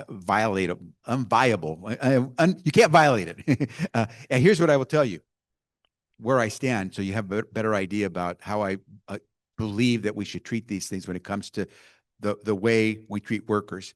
Remember, you won't remember, AB 5 was a bill that put into law what the Supreme Court had passed about 6 years ago, saying that if a worker who's working for you meets certain criteria, We know AB 5. Okay, AB 5. Go ahead. Right? You cannot be classified as a contractor if you're doing all the work that an employee does, right? And if you are an employee, you're entitled to overtime, paid leave, all the benefits, vacation and so forth. If you're a contractor, it's all on you. Once you get your check, that's it. You've got to provide anything else. AB 5 passed. As AG, I went to Uber and Lyft. I said, I checked you guys out. You meet all the boxes to be categorized as an employer of those drivers. Those drivers are your employees. They said, no, we don't agree. We don't want to pay them overtime. We don't want to pay them health benefits. I said, well, tough luck. Supreme Court of California, and now the legislature passed this, and now you got to. They said no. I sued them. I beat them. We won in court. But you'll remember the end of the story. They put an initiative on the ballot. They spent $250 million.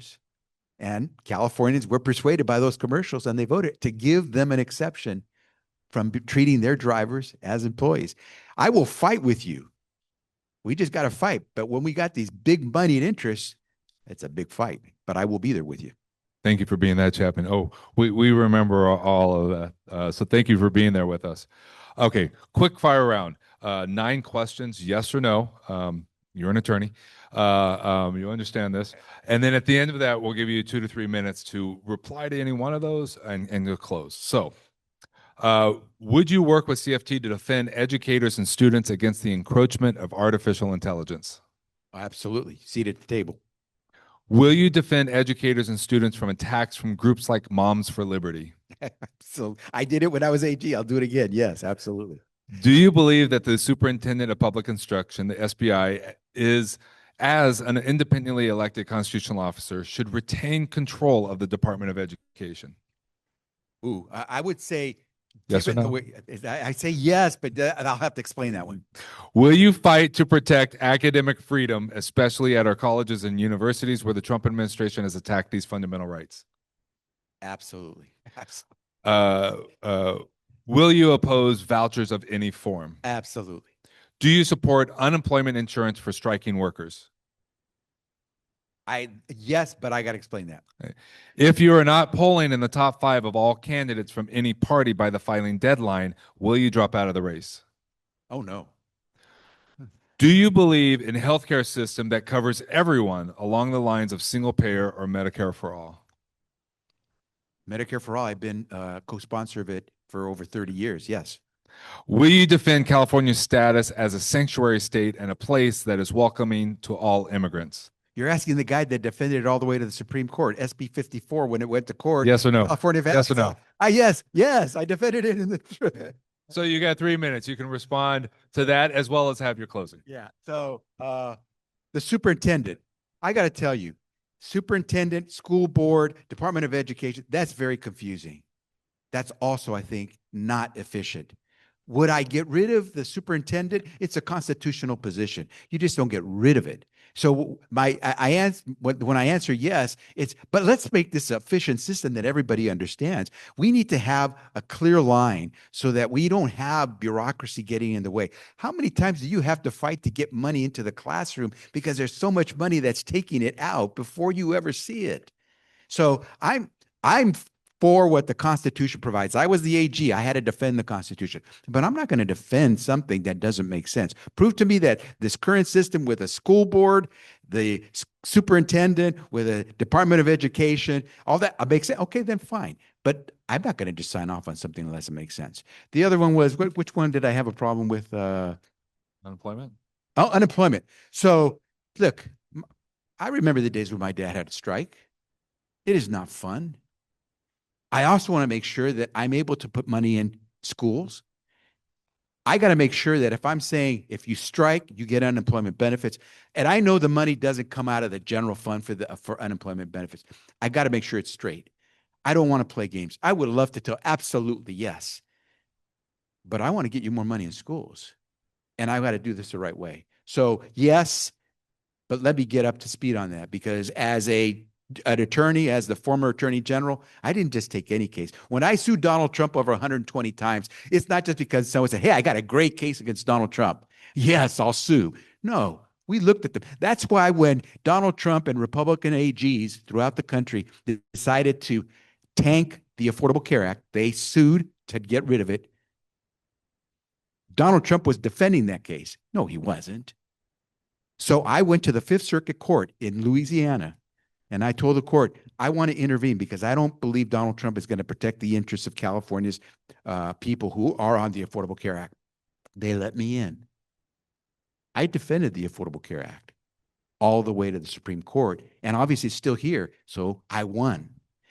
I got to win. My job is to not just fight, it's to win. And so what I say to you is, on all these issues, whether it's unemployment benefits, I will fight for you, but I got to make sure we win the right way. And I will study this stuff.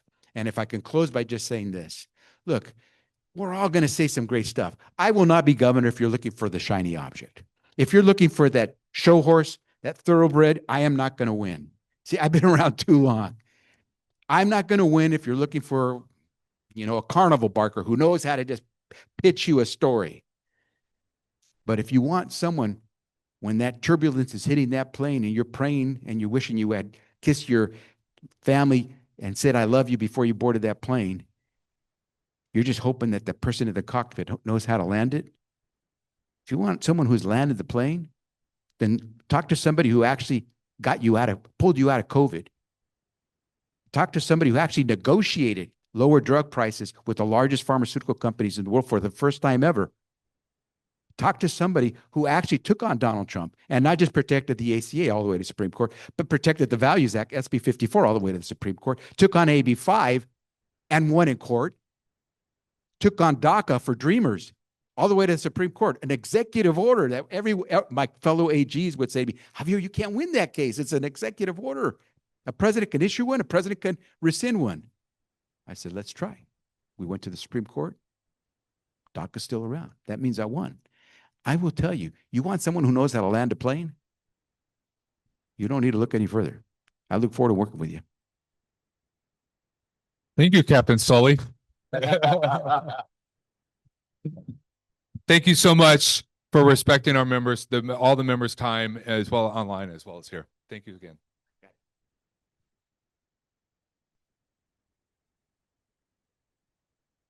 You are. You will. You see. Our next great candidate for governor, Betty Yee, was the California State Controller, the Vice Chair of the Democratic Party, and as the Controller overseeing the state's fiscal accountability audits and public financial reporting, making sure that education got its fair share of that. A longtime public servant, and I will leave it at that because she will allow herself. Thank you for joining us today. Thank you, Jeff. Hello, everyone. Good afternoon. I'm going to give you the quick rundown of the format. All right. We're about 8 minutes. As you know, we have 15 minutes. 8 minutes to do kind of an introduction and 3 kind of bigger questions. 5 minutes to do 9 quick fire round questions, and about 2 or 3 minutes to reply to any one of those quick round and close. So, okay. So, and paper and pen here, and we have camera back there. So, tell us in 2 minutes what in your personal history and experiences makes you believe that you were the best person to serve as the California governor.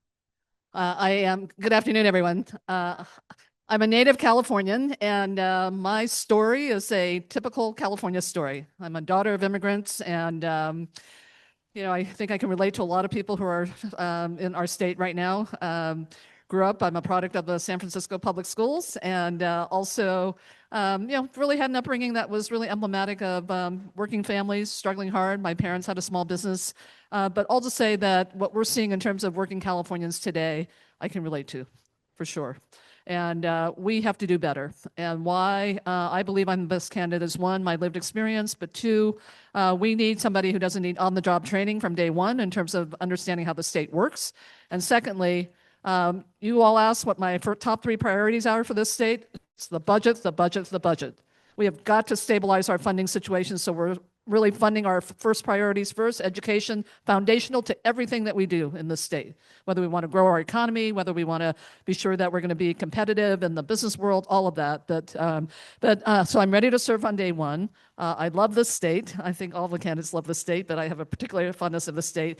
And thirdly, I believe I'm the best candidate because we really, really need to rebuild California in a way, not that it was before the Trump administration, not the way it was before the pandemic. We have to take the state to the next level and live up to the ambition that we are the 4th largest economy in the world, and how we're going to grow this economy to bring true economic opportunity to every Californian, and public education is the foundation for all of that. Well, thank you. Thank you. Thank you for that.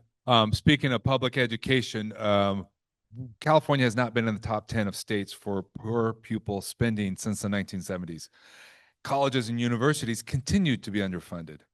What would you do to address the need for ongoing progressive revenue in order to fully fund public education and other needed state services? Sure. So first of all, we have, as many of you know, because we're witnessing it, a very volatile revenue system.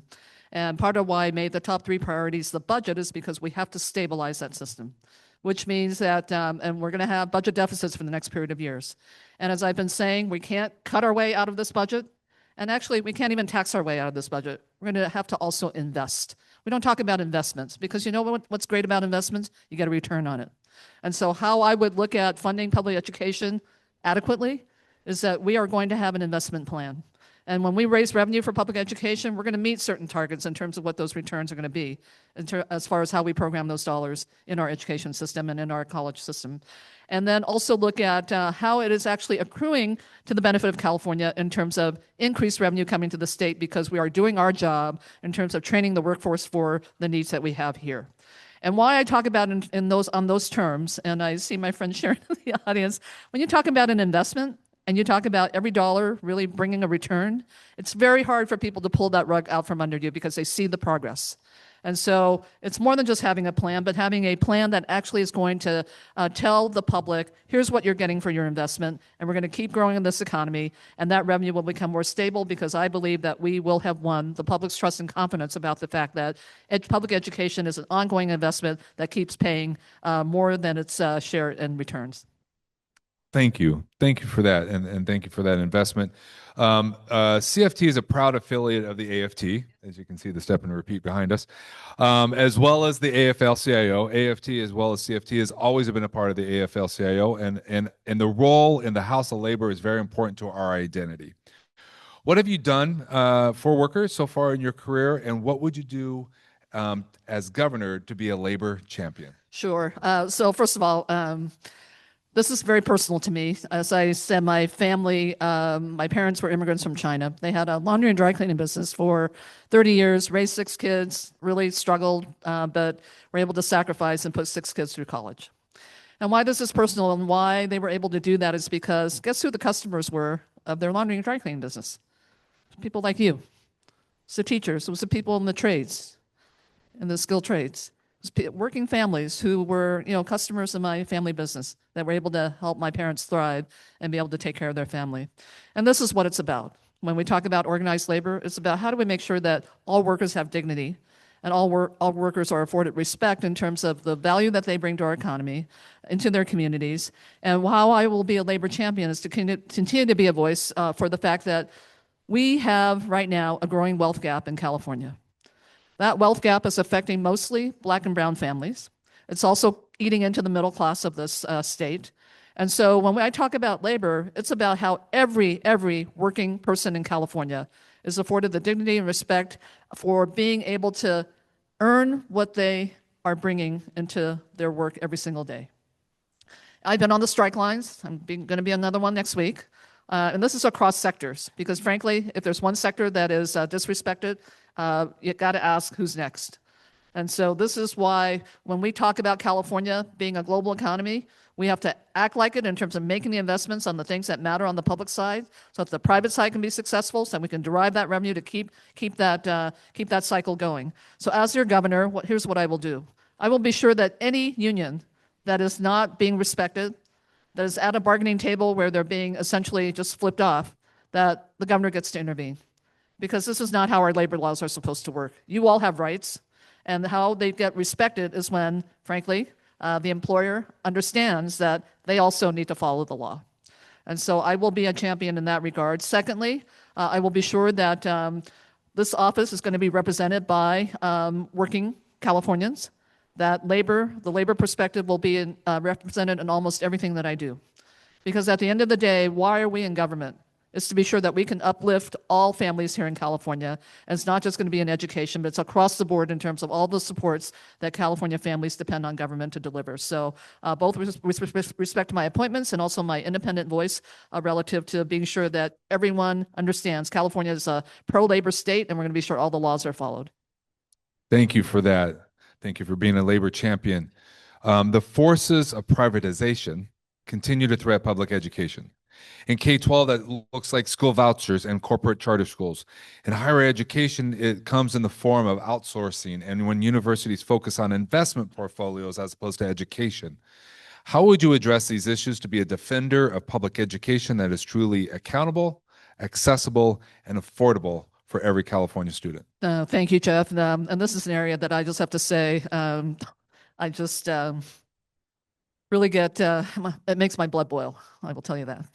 And why it does is because when you talk about privatization of public education, privatization of any of the services that many of you are providing and your colleagues, it's always about shortcuts, and it's always about who's going to benefit other than our learners.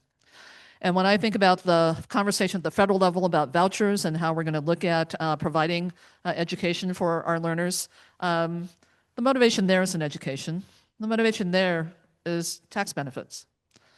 And the latest proposal, frankly, from the feds was even more egregious, because you get to make a contribution, supposedly of your choice, to an educational entity that's going to be providing, some sort of academic programming. Oh, and by the way, you're going to get a tax credit for that. And guess what? The public sector is out, all of it. We're paying twice for that. And so when I look at these proposals, we have got to fight back on that.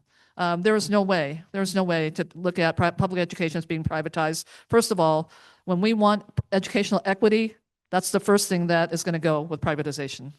And if we want education to be an investment where we are going to get the cost benefit of what we put in and dollars on the return, we're not going to see that with privatization. And lastly, we've seen this movie over and over again. Privatization actually costs us more. It costs us more because, one, they're not taking care of their educators. They're not taking care of the fact that We look at facilities that we want to have, state-of-the-art facilities and safe facilities. They're not looking at the communities in which they are to be located and who they're serving. They're looking at a particular cream of the crop class that they want to actually serve. So we're paying for that, and then we're leaving a lot of our own communities behind. So you're going to see me actually fight privatization at every turn. I want to say something about higher education, because when we talk about contracting out, the UCs and the CSUs, we should be the model. We should be the model for how we do infrastructure improvements. We should be the model to talk about what project labor agreements do, because they are the ones that the PLAs are the ones that help us be cost effective. They enable us to do local hires, and all these things that are of value in terms of how we uplift the working families here in California. The public agencies need to be the model for what that looks like. Thank you for that. Thank you. And we do have UC members out here in this room, in fact. Okay, quick fire. Okay. Yes or no? Okay. Yes or no? Okay. I've had to pull back the reins on some people. And at the end, you can respond to any one of those and close. Okay. So, do you believe in a healthcare system that covers everyone along the lines of single payer or Medicare for all? Yes. Will you fight to protect academic freedom, especially at our colleges and universities where the Trump administration has attacked these fundamental rights? Double yes. If you are not polling in the top 5 of all candidates from any party by the filing deadline, will you drop out of the race? No. Do you believe that the Superintendent of Public Instruction, the SPI, as an independently elected constitutional officer, should retain control of the Department of Education? Of the department, yes. Yeah. We can go back to it. Do you oppose all forms of vouchers? Yes. Would you work with CFT to defend educators and students against the encroachment of artificial intelligence? Yes. Will you defend California's status as a sanctuary state and a place that is welcome to all immigrants? Absolutely. Yes. Do you support unemployment insurance for striking workers? Yes. Will you defend educators and students from attacks from groups like Moms for Liberty? Yes. Here are all the questions. You have 3 minutes to respond to go back on any one of those and to close. Okay, great. Thank you. Let me just talk about the SPI, so Superintendent of Public Instruction. So one of the things, and this has been wrestling in my head for actually a couple decades now, and that is I always want the authority and the accountability to reside in the same place. And I think this kind of multi-tiered level of authority with public education, and then and we saw it during the pandemic, frankly, where the governor really was out front with respect to what we had to do during the pandemic. I felt like the superintendent was kind of relegated to kind of a backseat during that time. But there's got to be just a way that the public understands whoever has the authority to make the decisions is ultimately being held accountable for it. If it's all with the governor and his appointees to the state board, okay, that's okay. But I also feel a need for the SPI to run a department that actually is about how we get our best practices out to the rest of the state. Look, and I'll give you an example. I'm not a charter school fan, but I want to put a moratorium on the establishment of any further charter schools. But we've got to take some of those lessons that we've learned, all the innovation that's been hatched in charter schools. How do we bring that back into the mainstream with traditional schools? I see that as a role for the SPI, frankly, to actually promote a lot of that work, and then also have the department be, kind of accountable for that. So I do want clearer roles and responsibilities. I think that's where we've screwed up on a lot of places in our government, and I think the public would appreciate it. On AI, I'm just going to say this. We have got to harness AI and take control of it. It is an issue of control. No AI company gets to tell us how to run public education. You all do. But what I am afraid of is that we're going to miss that opportunity. I want us to think about the fact that it's in our lives now. It's in our classrooms now. And we have the ability to actually control how it gets deployed. And so I look forward to working with you on that and being sure that at the very fundamental level that we have a universal level of AI literacy across the state from childhood to adulthood, because it is in our lives. And my feeling is that if people don't understand how it's in their lives right now, they're going to be exploited by it. So I look forward to our partnership on that work. Yeah. Thank you, Jeff. Always good to see you. Always good to see all of you. And I just have to say, always education. Look, I have to just always think about my 102-year-old mother when I'm just in front of all of you, because she has gotten to see how within a generation that her daughter can actually be a candidate to become the governor of California. And And it was because of people like you who invested in me. People like you who took a kid who didn't speak English when she entered kindergarten and saw the promise of what she could become. It's people like you who just all throughout my academic journey have been right there with me because they just saw the promise. And this is what I say about educators all the time. You make dreams come true. And you certainly made it come true with my family, my mother. And I am not dropping out of this race. This is a wide open race. And I just was with my pollsters this morning. They said they've never seen anything like this. In 50 years, they've been doing polling in this race. People don't know who they want to vote for. It's a crowded field. And so maybe they have a favorite, but they haven't quite figured it out yet. And so we are not dropping out. We're going to keep making our case. And I love the state too much, but more importantly, I want to be sure all of you continue to be the foundation of our great model of democracy here in California. And I look forward to hopefully working with you and would be honored to have your endorsement. Thank you. Thank you. Thank you for sharing your time, this important time with all the members of CFT, all of us. Thank you so much. And it's great to see you outside of the airport. We're always crossing in the airport. Antonio Villaraigosa is the former mayor of Los Angeles and a former speaker of the California State Assembly. His career has emphasized transportation infrastructure, education reform, and economic growth in diverse urban communities. We welcome to the stage Antonio Villaraigosa. What are you doing, sir? Good to see you. We have a seat for you right here. Yeah, microphone. So let me just explain. As you know, this is a short interview process. It's just you. We had 8 minutes. There's going to be 4 questions to those 8 minutes. One of those is just your own self-introduction.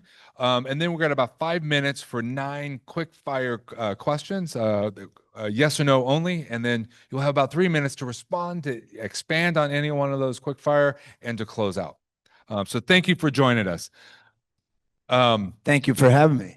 You're welcome. So the first question, tell us in 2 minutes, what in your personal history and experience makes you believe that you will be the best person to serve as California governor? Well, I started out at 15 years old with the farm worker boycott, started the United Mexican American Students and the Black Student Union in my high school, led the walkouts, been fighting for immigrants my entire life. I was in the Chicano movement, in the civil rights movement. I was a labor leader, a steward, chief steward, and president of my union for when I was 27 years old. 5 state local. I've been involved my entire life, and president of the ACLU, speaker, mayor, and I think that's good enough. Very good. Thank you. You know, this is a short interview, so this is great. So, right? Keep it short. There you go. California has not been in the top 10 of states for per pupil spending since the 1970s, probably when we were in kindergarten. And colleges, true. Colleges and universities continue to be underfunded. What would you do to address the need for ongoing progressive revenue in order to fully fund public education and other needed state services? Well, look back. I believe there are only 2 times in the last 30 years that Prop 98 was not a floor. I'm sorry, that Prop 98 was not a ceiling, but a floor. And that was under me. I was Speaker of the California State Assembly. It wasn't with Pete Wilson. It was with Gray Davis. I believe that, you know, we're 21st in pupil spending, number 1 in teacher pay, but I know with cost of living, doesn't really number 1. In the mid 30s in reading and math, and dead last in graduation. I believe that we have to invest in public schools. What do we need to do? We need to do a number of things. We need to make education our priority, and I intend to do that. I did that as speaker, and I did that as mayor. Now, not everybody agreed with how I did it, but one thing's clear. We went from 1 out of 3 failing schools to 1 out of 10, a 60% increase in the graduation rate. So I intend to make education my priority, which means it will not be a ceiling, Prop 98. It will be a floor. We will invest. What will we invest in? We have to hit the achievement gap, everybody. Why did I fight so hard for public schools in LA? Because I said it's unacceptable. We have a 44% graduation rate. And most of the people that weren't graduating look like me. And I said, it's unacceptable. And I didn't accept the notion that because they're English language learners or poor, or their parents didn't graduate from college, that they couldn't, because you were describing me. So what do we need to do? We need to grow our economy. We need to make it easier, particularly for small business. You know, I've heard, you know, we all believe that, we've got to close tax loopholes, and I will do that. We believe we need more revenue, but one of the ways to do it is to grow this economy by protecting and nurturing small business.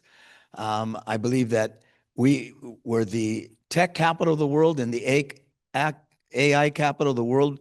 We have the brains, but the brawn is going somewhere else. We've got to make sure that they stay here. But growing the economy, looking at revenue sources, I do not support the billionaire tax, and mostly for the same reason most of the other candidates said they don't. And that is, they're just going to leave, everybody. We know they're going to leave. We over depend on it. I do believe that we need to do like Think Long has said and fix our broken tax system. There's a plan to do it. We have 2/3 vote in both houses. Why haven't we done it yet? Because there hasn't been the courage to take on the special interest to do that. I intend to do that. Well, thank you for that. Thank you for that response. The CFT is a proud affiliate of the AFT and the AFL-CIO. We have a step and repeat right behind you. They've heard this joke several times. There you go. Thank you. Our role in the House of Labor is very important to our identity as a union. What have you done for workers so far in your career, and what would you do as governor to be a labor champion? I was not in office any longer, and I publicly took a position. I actually called the CTA and said, I'm willing to do whatever you need. Sorry, not the CFT, I did call the CTA. Whatever you need to take on Janice. I told you I was a steward, chief steward. I've been involved in labor my entire life. You know, even when I lost, and by the way, that will be true for all of you. Even when I lost labor, when I ran against the mayor, the mayor had labor the entire time. I gave public sector workers a 25% increase because they hadn't gotten an increase. I protected their pensions. I did everything I could to protect unions. I'm not in a position, you know, last 12 years, I'm not in a position to vote with labor, but I can tell you this, I believe in the right to collective bargaining. I've supported it my entire life. If you look, I'm the author of Prevailing Wage. I'm the author in California. I'm the author of the apprenticeship training programs. I'm in the 2 years I was speaker, the author of virtually or got out of the legislature virtually all the progressive labor legislation that came out in the 90s in those 2 years of speakership. And of course, when I was mayor, I did the same thing. Thank you, sir. Thank you for being a labor champion. The forces of privatization continue to threaten public education. In K-12, it takes the form of school vouchers and corporate charter schools. In higher education, it comes in the form of outsourcing and the universities focusing on investment portfolios instead of true education.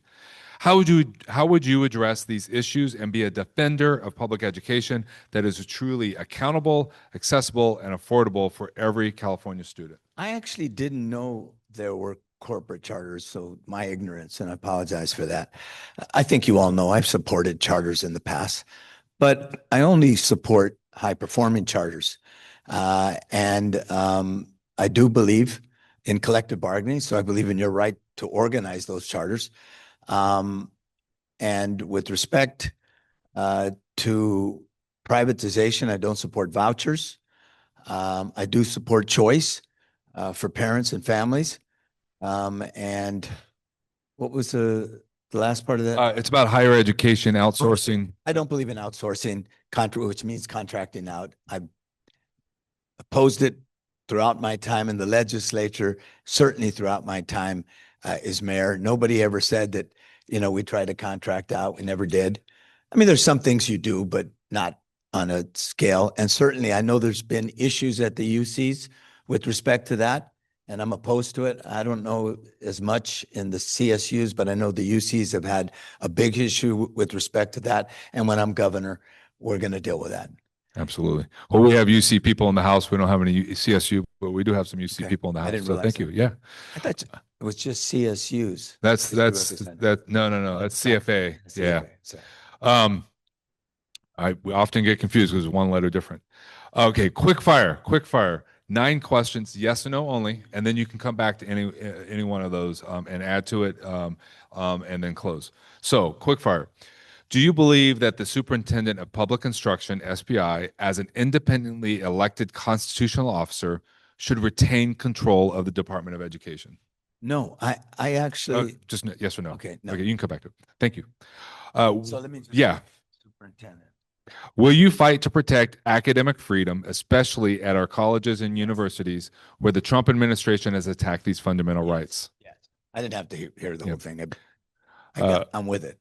Would you work with CFT to defend educators and students against the encroachment of artificial intelligence? Absolutely. Will you oppose all forms of vouchers? Yes. Will you defend educators and students from attacks from groups like Moms for Liberty? Yes. Do you support unemployment insurance for striking workers? No. Do you believe in a healthcare system that covers everyone along the lines of single payer or Medicare for all? No. Will you defend California's status as a sanctuary state and a place that is welcoming to all immigrants? Yes. If you are not polling in the top 5 of all candidates from any party by the filing deadline, will you drop out of the race? No.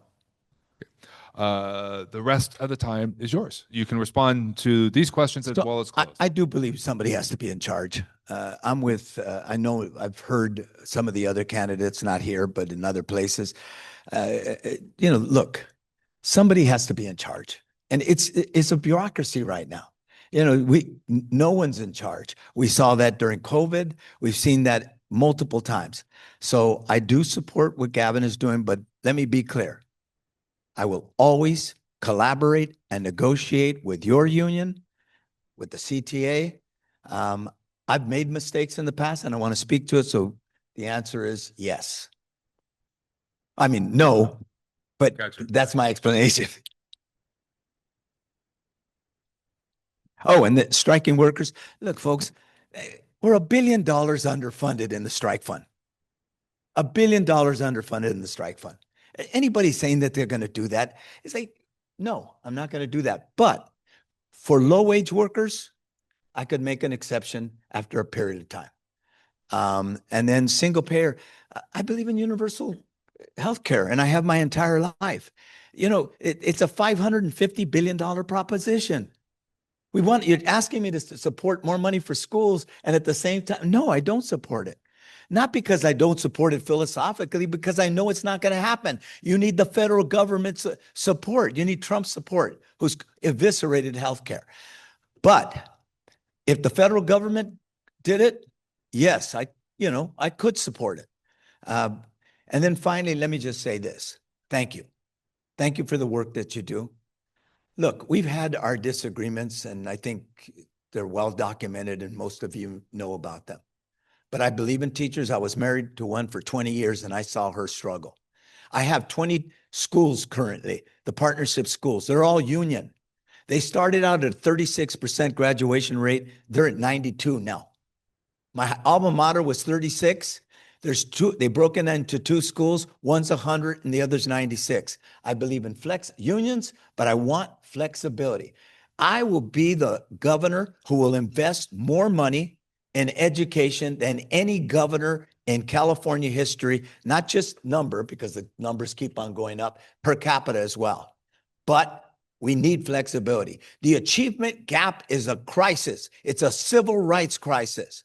When people that look like me are graduating at 13% from a 4-year college, we all ought to look in the mirror and say, what can we do to change that? I am absolutely committed. I made a mistake last time. I said this to CTA, and I say it to all of you. I had a lot of pressure to improve the schools. Papers every single day. Where's the graduation rate? Where's the reading scores? And I felt like I had to push. I made a mistake. I fought my friends in a way that I should have been more patient. I'm a little older now, a lot older actually. And I realized that, we're never going to fix our schools until we collaborate and make teachers start funding in the classroom and go up. You will see me. I believe in CHOP from the top because I led that effort when I was at UTLA. I believe in CHOP from the top. There's too much administration, too much bureaucracy. I believe in investing in teachers. But yes, I want more flexibility because I believe that poor kids deserve every right that our kids have currently. And that is to be able to excel, to be able to grow, to be able to be all that they can be. So thank you for this interview. Whatever you do, one thing no one has ever said about Antonio Villaraigosa, I keep my word. Whatever you do, I will work with you.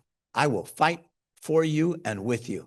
But yes, I am going to push as hard as I can to make California schools the best by investing more than we ever have and by collaborating with you to find solutions and strategies to make the schools not just the top 10 in per pupil spending and teacher pay, but the top 10 in graduations and in excellence. So thank you again for the work that you do every day. I appreciate the time you've given me today. Thank you so much. Thank you. Thank you for sharing your time. Quick, I know it was a quick interview, but sharing your time with all of us, the CFT. No, thank you guys. You're working for a living, so I appreciate the work that you do. Thank you. We have in the House as a candidate Ian Calderon, as a former California State Assembly member representing the Whittier area. He worked on issues including public safety, healthcare access, and economic development during his legislative tenure. And he is right behind me, Ian Calderon. Good to see you, sir. We're getting you some water. No one's had any yet, but please join me here. Let me give you just a little rundown about the format. So we're gonna, you have about 8 minutes, 15 minutes total, 8 minutes for 4 questions. The first one's really to self-introduce yourself. And then we're gonna do 5 minutes for a 9 quick fire round. It's yes or no. And then you have about 3 minutes afterwards, and you can reply to any one of those quick fire questions and close. Cool. So again, thank you for joining us. They've heard me say this 8 times now. Tell us in 2 minutes what in your personal history and experience makes you believe that you will be the best person to be California governor. Well, first, thank you guys so much for having me. It's such an honor to be here with you today. I'm the former majority leader of the California State Assembly. I ran for office when I was 25 years old, and I got elected to the State Assembly when I was 27, first of my generation ever elected to the state legislature. And then in 2016, I became the youngest majority leader in the history of the state.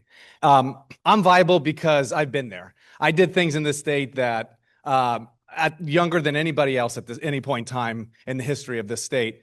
And, I worked on a lot of things that were important to me. I was able to help put together a speakership, which then ended up resulting in me becoming the majority leader. I worked on issues that I was extremely passionate about. But because I was young when I got elected, I had a lot of major life milestones happen while I was in office. I got married.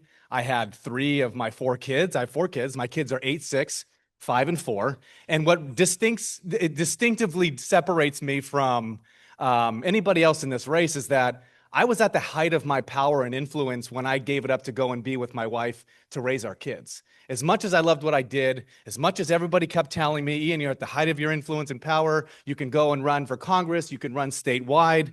That wasn't the thing that was most important to me. The thing that was most important to me was being able to be there for, with my family and not miss moments that I knew I was never going to get back.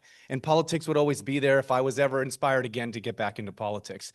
But over the last couple of years, I've been a small business owner, and I've been fortunate enough to support my family. But I've seen life just get more difficult. We told entire generations of Californians, my generation included, home ownership isn't for you. You're going to spend 50, 60, 70% of your monthly income on rent, and you don't have a pathway to home ownership. We don't have affordability in California. Our costs continue to go up, up, up, and up. And my message is that I think it's just going to take a new generation of leadership to approach things differently. there are so many challenges that face this state. If we continue to elect the same people that continue to put in place the same policies and pick from that same box of solutions, we're not going to get anything different. And when you take a look at what's happening for leadership across this country, you are seeing a generational change in leadership. Mom Donnie in New York, Graham Plattner in Maine, and Hillary McMorrow in Michigan, and all these retirements that are happening in Congress. The baton of leadership is being passed to the next generation. And I just don't think that California is going to be separate from that. They're going to be a part of that. And I believe that I'm the candidate in this race that best represents that. Thank you for that. Thank you for the concise answer as well, and your history. And congratulations on your marriage and your 4 children. That's the hardest job. It takes the most work. California, speaking of children, California has not been in the top 10 of states for per pupil spending since the 1970s, and colleges and universities continue to be underfunded. What would you do to address the need for ongoing progressive revenue in order to fully fund public education and other needed state services? Yeah, you're going to hear me talk a lot about throughout the course of this campaign of finding new creative ways to generate revenue. We talk a lot about being the 4th largest economy in the world, but what does that mean if our families and our teachers can't afford to live here, and we're not using that money to be able to generate new revenue, other than just always going back to the electorate and asking them to pay more in fees or pay more in taxes.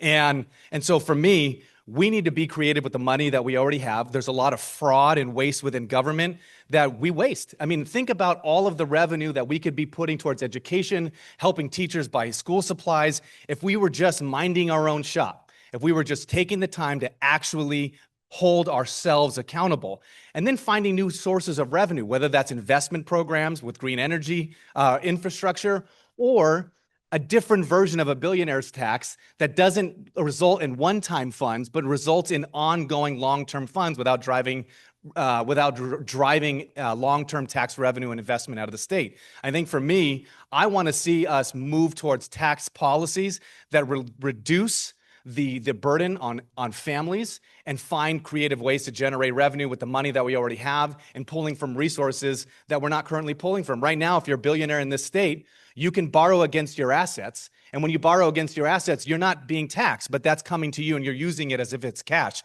Well, there should be a tax associated with that comes back to the state that we can then put it back into the general fund to fund public education, to fund childcare, to be able to fund the things that are important to us. And so we have to think outside the box and we have to be creative with the solutions that we're going to be employing in order to create more certainty, because there's just too much uncertainty. And you guys work really hard to get pay increases every year and negotiate these contracts. Well, what good is that? Is if the cost of living every single year increased 3 to 5% on average. So you get a 3% raise, but then that means nothing and you're stagnant.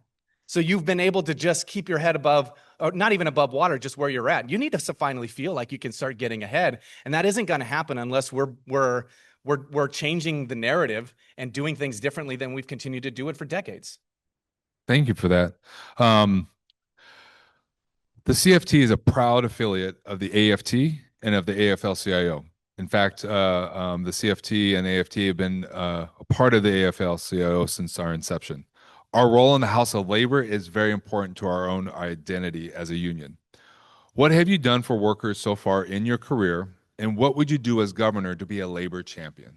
Well, I already have a history and a record of being a labor champion. I actually served with Lorena Gonzalez. It was her, myself, who were the leadership with Speaker Anthony Rendon. But every year that I was in the legislature, I have a 100% labor voting record. And I got an award every single year from the California Federation of Labor for being a labor champion. So I don't just talk about it. I lived it, and I didn't just talk about it, I was about it. And moving forward, what's important is that you guys have a seat at the table. I just think that decision-making and power in this state is too top-down. I think there's a concentration of power at the top, especially within the governor's office, and I don't believe that there is enough collaboration with groups and organizations like yourself, organized labor, to be able to come up with solutions. I mean, how many times do people actually come to you? Does the state come to you? Do even administrators come to you and say, hey, what do we need to do differently in the classroom? How can you tell me what we can do better or do differently to increase positive outcomes for our students and for our kids? Labor is about bottom up. It's about workers. You are on the ground. You're the ones that are going to have a better understanding of what's happening on a daily basis than any politician in Sacramento or even any administrator. And so you need to feel like there's a partnership, and you need to believe that the next governor is going to put together an administration that sees you and understands the value of your experience and is going to be collaborative with you. And organized labor needs to be a huge part of creating that affordability, because you're the workforce, and you're the ones that we need to rely on to educate our kids and make sure we have a secure future. Thank you for that. And thank you for your past history of being a labor champion. Absolutely. Proud of it. The forces of privatization continue to threaten public education. In K-12, that takes the form of school vouchers and corporate charter schools. In higher education, it comes in the form of outsourcing and universities focusing on investment portfolios instead of teaching. How would you address these issues and be a defender of a public education that is truly accountable, accessible, and affordable for every California student? You know, what I will say is I think what also distinguishes me from anybody else in this race is that I'm at a point in time in my life that very much relates to where you are and where most Californians are and what you do on a daily basis. My little kids are in public school. I'm a proud product of public school education. I have a third grader, a first grader, a kindergartner, and I have one in daycare. And by the way, if you saw a picture of him and that smile, you'd get a real clear idea of what role he plays in our family. But he's going to be in TK, public TK next year. And I think what's important is all of our tax dollars are going to pay for public education. And there needs to be a real clear prioritization from the next governor and next administration to fully fund education and to make sure that we're not selling ourselves short, we're not selling our future short, and we're not selling our educators short. And I feel like, you know, when you have the cost of living pressures, now you're facing these budget situations where we're facing these deficits, you shouldn't feel like you're going to be on the chopping block in any shape or form. You need to feel like the governor is going to find alternative funding sources, fully fund education, make sure that you're getting the revenue that you need, and that we're continuing to invest in our public education. That is so important. We have a public education system that is producing the workforce that future industries are depending on, and that's why they're here. And so we need to fund it early and fund it in communities where there is greatest need, while continuing to increase funding across the board so that we have that educated workforce, we keep these jobs here, and we have a strong future. And you guys are very much needing to be at the table to help us lead that discussion. And you can have my commitment now, while I sit here, that public education and public schools are going to continue to be extremely important to me and a high priority, and that I'm not interested in privatization of it. Well, thank you for that.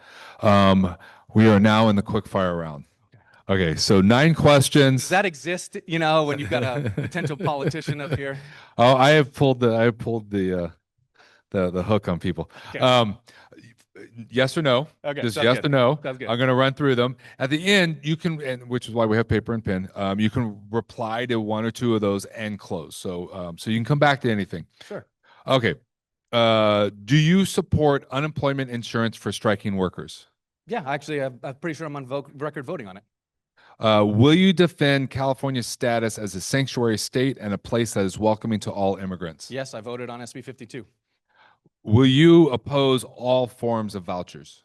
Yes. Would you work with CFT to defend educators and students against the encroachment of artificial intelligence? Absolutely. If you are not polling in the top 5 of all candidates from any party by the filing deadline, will you drop out of the race? No. Do you believe that the Superintendent of Public Instructions, the SPI, as an independently elected constitutional officer, should retain control of the Department of Education? Yes, but nuanced. You can come back to it. Okay. Will you fight to protect academic freedom, especially at our colleges and universities where the Trump administration has attacked these fundamental rights? Yes.